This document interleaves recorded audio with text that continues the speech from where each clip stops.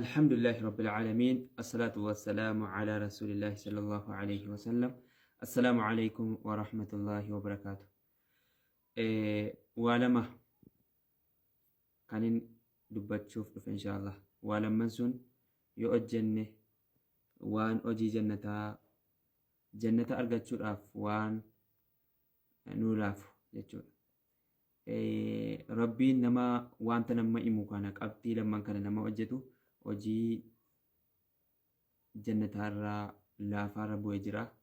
Jannata argachuun isaaf nama sanaaf salphaa ta'a jechuudha. Waa lamman sun tokkoffaa irratti al-ilmu ilmii waa barachuun sababaa jannata argachuu namaaf ta'a. رسول ربي صلى الله عليه وسلم من سلك طريقا يلتمس فيه علما سهل الله له طريقا إلى الجنة. nama seensa tokko seene seensa san keessatti ilmii kan baratu yookaan kan barbaadu haala ta'een rabbiin karaa jannataa isaaf laaffisaa jiran. Ilmii barachuun sababaa nuti jannata argannu nuuf ta'a jechuudha. Maaliif jennaan ilmii kanaanitu sodaan rabbii argatamaa. Namni ilmii yoo qabaate uumaa isaa kana rabbii isaa kanaan wal barata. Yoo ilmii qabaate akhiraa borii dhugoomsee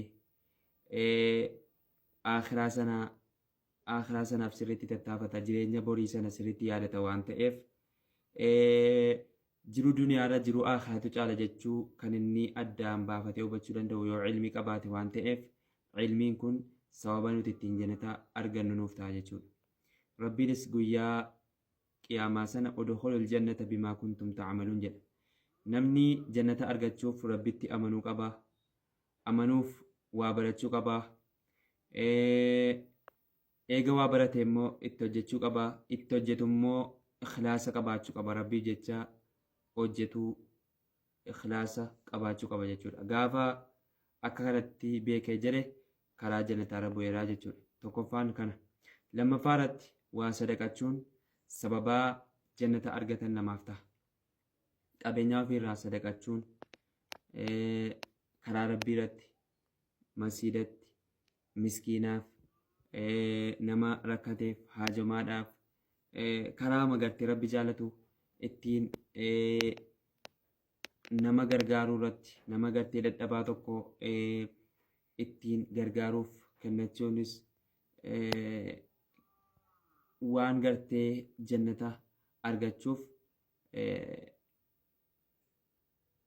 nu milkeessu nuuf ta'a jechuudha. Nama gartee qabeenyaa isaarraa kennatu rabbi maal jedhaa?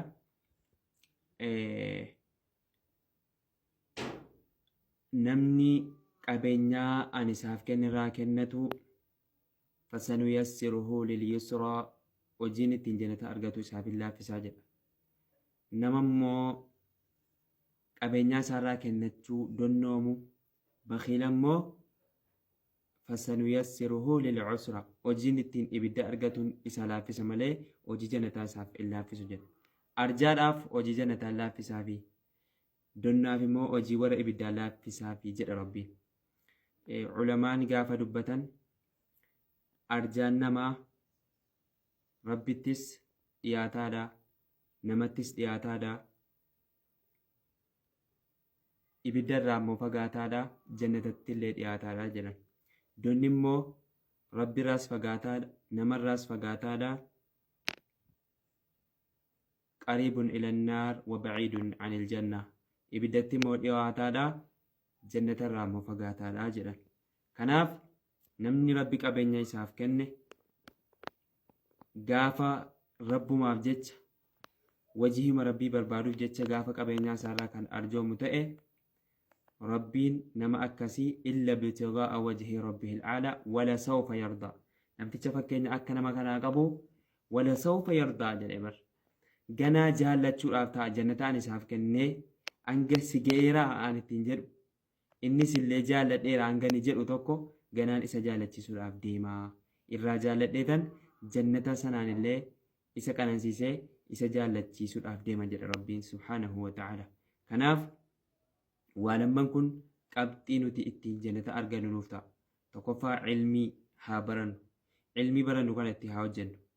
Itti hojjennu immoo rabbii keenyaaf qulqulloofnu ikhlaasaa qabaannu yoos hojii jannataatu balbala jannataa nuu banama waan ta'eef.